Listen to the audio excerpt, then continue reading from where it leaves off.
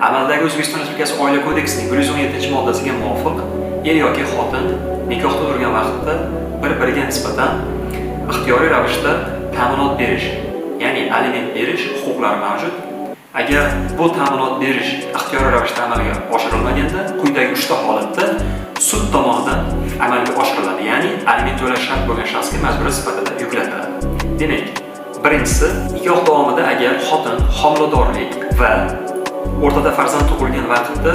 farzand tug'ilgandan so'ng 3 yil davomida, ikkinchi holatda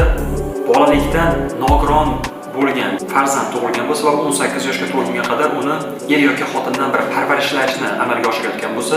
uchinchi holatda bolalikdan birinchi guruh nogiron bo'lgan farzandni er yoki xotin parvarishlashni amalga oshirayotgan bo'lsa,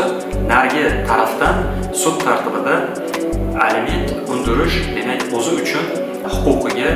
ega bo'ladi hamda bu huquqini amalga oshirib sud tomonidan tegishli shaxsga majburiyat sifatida bu narsa yuklatiladi hamda bunda o'sha bir tarafning ikkinchi tarafga alimentning miqdori O'zbekiston Respublikasida amalda bo'lgan mehnatga haq to'lash eng kam miqdorining 11.73% dan kam bo'lmasligi kerak.